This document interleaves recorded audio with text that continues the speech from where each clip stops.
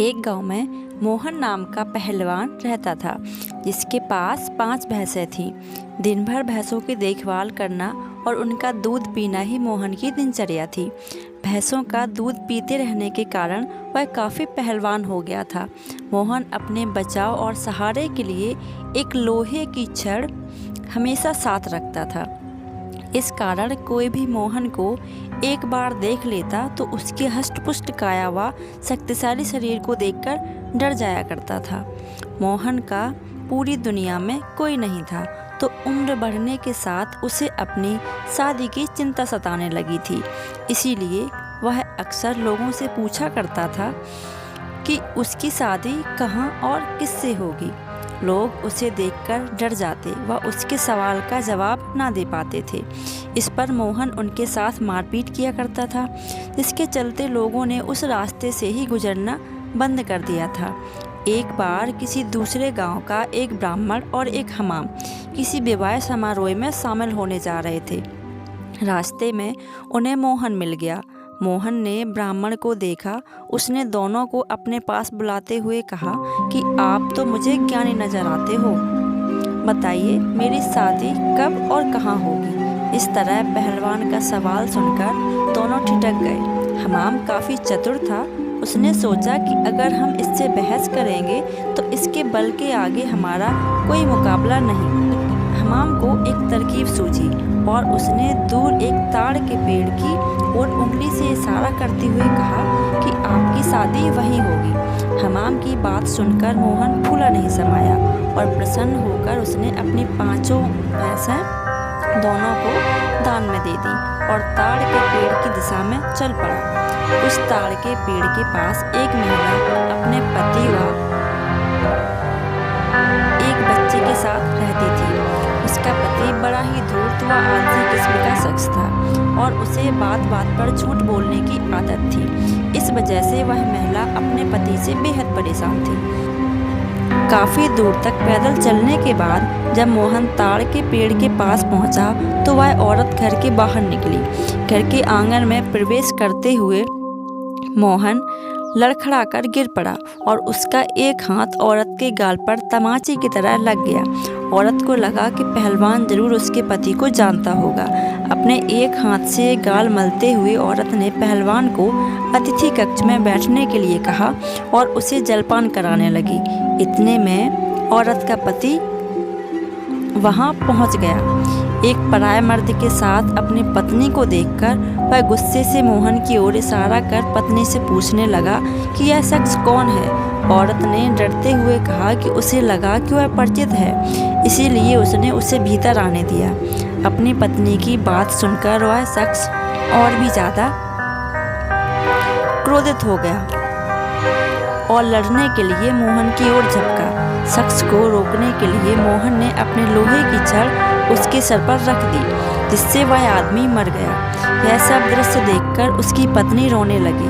माहौल को देखकर पहलवान वहां से जाने लगा तो उस औरत ने मोहन को रोक लिया और कहने लगी कि उसके पति के अलावा घर में कमाने वाला कोई नहीं था और उनकी मृत्यु के बाद अब तुम्हें हमारे साथ ही रहना होगा। इसके बाद मोहन उस औरत के साथ उसी घर में रहने लगा। मोहन को भैंसों का दूध पीने के अलावा कोई काम नहीं आता था।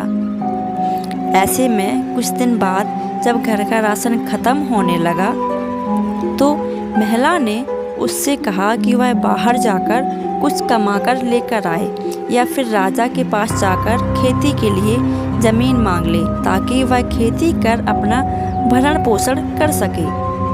महिला की बात सुनकर पहलवान अपने लोहे की छड़ उठाकर राजमहल की ओर चल पड़ा। राजमहल के पास पहुंचने पर सभी द्वारपाल और सैनिक मोहन की काया देखकर डर से कांपने लगे और तुरंत राजा तक सूचना पहुंचाई कि कोई पहलवान हाथ में लोहे की छड़ लिए महल की ओर बढ़ता चला आ रहा है। सूचना पाकर राजा ने तुरंत अपने मुंशी को बुलाया और उसे तत्काल पहलवान के पास जाकर आने का कारण पूछने को कहा। पहलवान मुंशी को खेती के लिए जमीन मांगने की अपनी विनती बताता है। संदेश लेकर राजा के पास पहुंचने वाला राजा पहलवान को ढेर सारी जमीन देने का आदेश देता है। मुंशी बेहद चतुर होता है तो वह राजा द्वारा पहलवान को दी गई अधिकांश जमीन स्वयं के लिए रखकर मोहन को कब्रिस्तान के पास एक बंजर जमीन का छोटा सा टुकड़ा दे देता है, जिसे पाकर पहलवान खुशी खुशी वापस घर लौट जाता है। उस बंजर जमीन के पास के बीच में एक पीपल का पेड़ होता है, जिस पर भूतों का बसेरा होता है। जमीन को फसल उगाने योग्य बनाने के लिए जब पहलवान जुताई शुरू करता है तो पेड़ के कारण उसे खेत जोतने में परेशानी आने लगती है। मोहन उस पेड़ को उखाड़ने की ठान लेता है